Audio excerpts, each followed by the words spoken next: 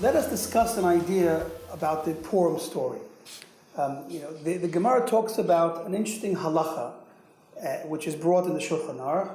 We're taught that a person is obligated to read the Megillah at night and to reread the Megillah in the morning.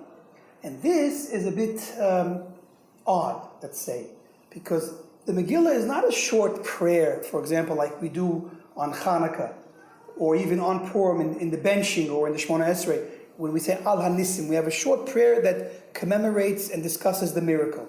The Megillah is a 10-chapter, scroll, and it's lengthy with much detail. Now, if we've read the entire Megillah the night before, why are we reading the same story again the next morning? Now, imagine if you met someone that you haven't seen for years, and you told him all of the things that happened to you while you were gone.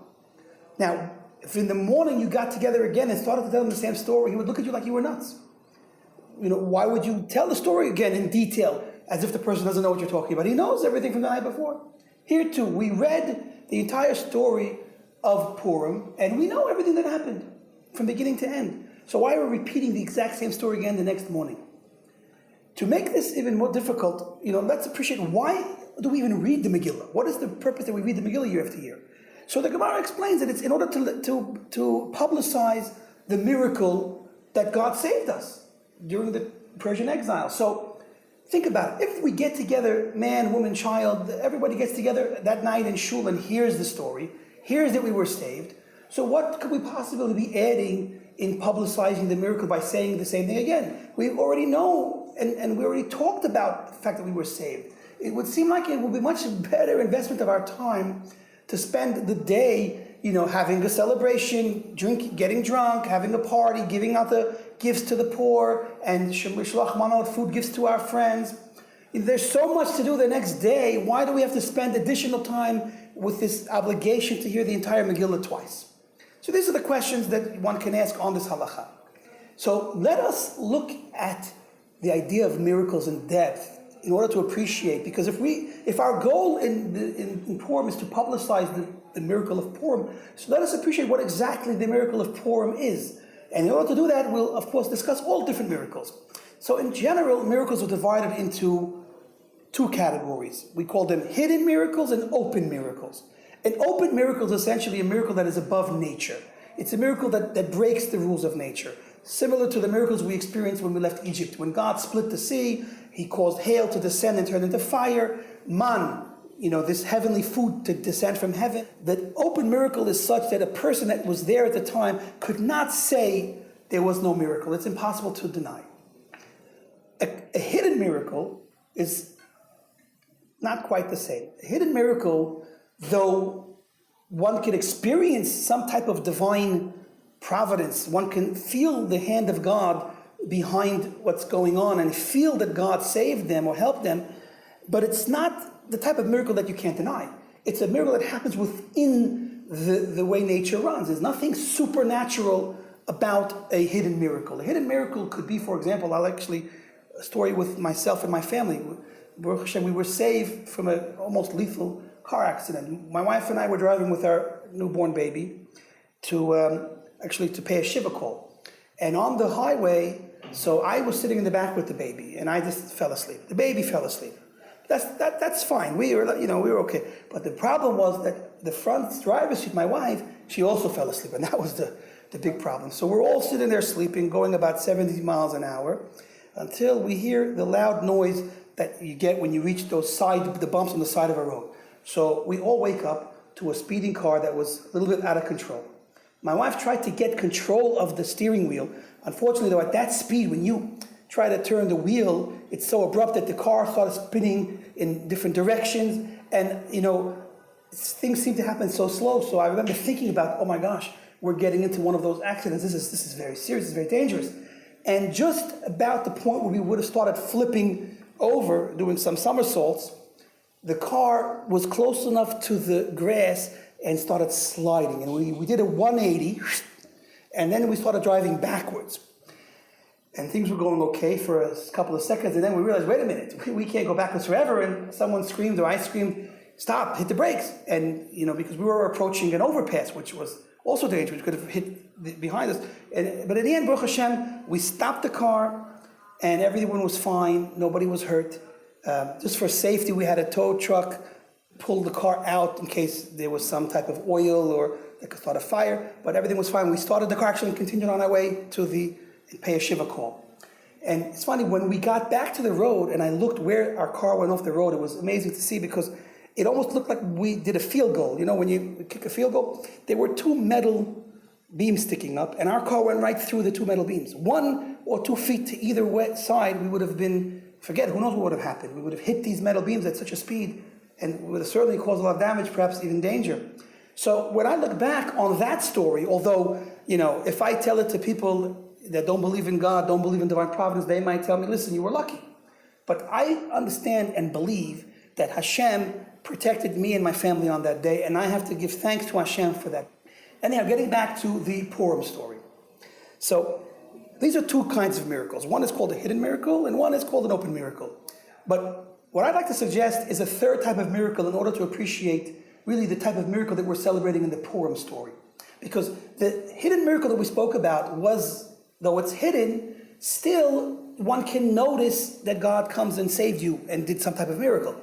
But there's a deeper, more hidden type of providence from God, which is a really extremely hidden miracle. The Talmud mentions the idea of God making miracles that even the person he does the miracle for has no idea a miracle was done for him.